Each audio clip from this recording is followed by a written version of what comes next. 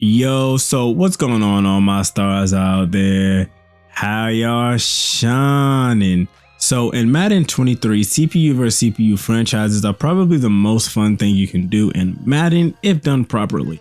Pairing the realistic sliders that everyone has been loving with these XP sliders, you're going to get the most authentic, realistic feel and progression in your franchises. So in this video, I'll be telling you exactly how to get realistic player growth so your players aren't just stuck on 60 overalls or 99 overalls.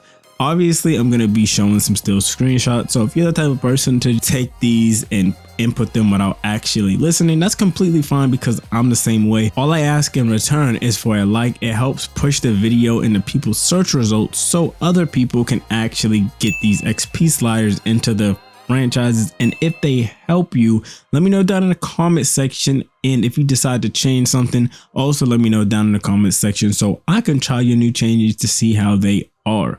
So moving right along, honestly guys, we really haven't made much changes within the sliders. With Madden, they typically don't change how progression works as far as I've seen from year to year, so we've basically been rocking with the same XP sliders as the older video that I made with a few additions.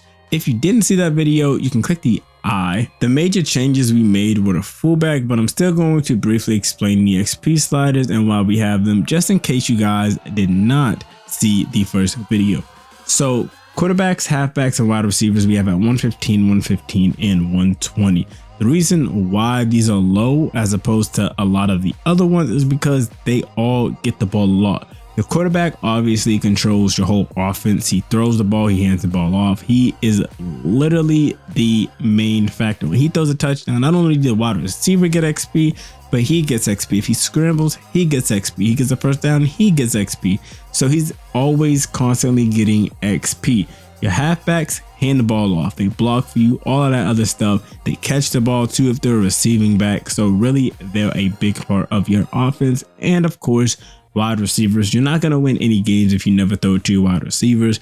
Honestly, you could put low tail wide receivers in and see if they do good. Sometimes I do that and they dev up. Sometimes they don't. It just depends on the type of person and the scheme that you're running.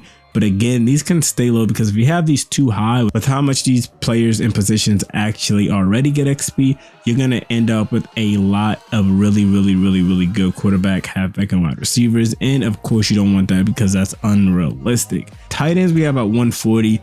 Yes, they get the ball depending on what scheme you're in, but again, it's hard to dev them up. Honestly, I had a rookie tight end that had like 800 yards and like almost probably 1,000 yards. And probably like 10 touchdowns and didn't even get a dev upgrade, as opposed to wide receivers who get dev upgrades. If my tight end is stuck at a normal dev, he's obviously going to progress way slower than a wide receiver. And of course, you still want your tight end not only to have good receiving stats, but also good blocking stats. So 140 we felt like is a good sweet spot and have been rocking with this, and it's not been OP and hasn't been underwhelming. It's literally been perfect. They kind of not dev up, but they progress at a reasonable rate. So the major change is the fullbacks. We have this at 180. Looking at 180, you're like, wow, that's a fucking lot. And it is, guys, but the reason why is because for some reason Madden just forgets fullbacks exist.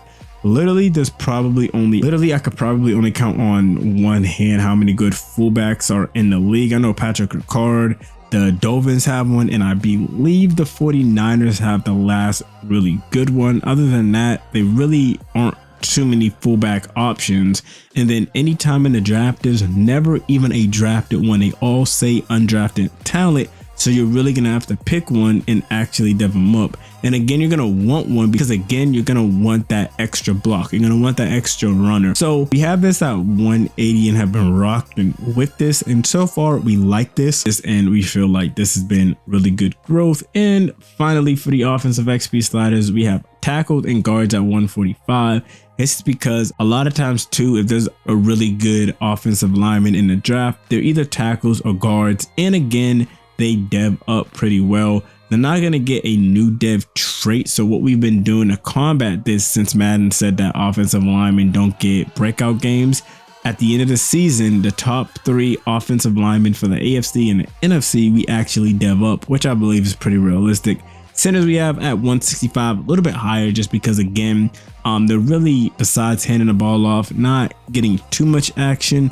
And then, of course, if you really think back on how many drafts you did, I've really never seen the top center go. Again, it's normally a tackle or a guard. So moving on into the defensive XP sliders, we have defensive ends at 140 and defensive tackles at 160. DEs we have higher than DTs because a lot of times you're going to be dealing with a lot of pass rushes, and the main people that get sacks a lot are the ends. And for each sack or tackle for a loss that they get, of course, is going to go to the defensive end because they're the main ones really getting sacks that I've seen. Defensive tackles do if you have a really good one, but other than that, you really don't. And we've been liking those so far. Middle linebackers and outside linebackers we have at 120, and then the cornerbacks, safeties, and strong safeties we have at 115. These are low because, again, these are your playmakers on your defense. If you're going to get an interception, typically it's going to be from the cornerbacks or the safeties, but it could also be from your linebackers. And then again, tackles mainly from your linebackers, sometimes your cornerbacks, and obviously safeties if they break a good run or, say, for example, pass to the middle of the field. But again, they're constantly making plays, so they're going to dev up. And finally, again, kickers and punters we kept at 180. And honestly, we've liked that. The reason why we haven't really touched this, or we have it this high, is because, again, they don't dev up, and then one, there's not too many good kickers, and then for some reason, even if you do upgrade kick accuracy, sometimes you get intangibles, but also sometimes you could do like kick power and get kick accuracy. But again, there's not too many OP kickers or punters in the game, especially punters.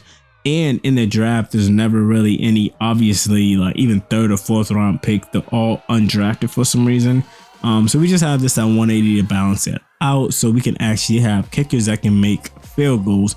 And for some reason, it's really hard to make field goals on CPU versus CPU games. That's why we have it so high in the sliders. I tried to make this short, so hopefully it wasn't too long.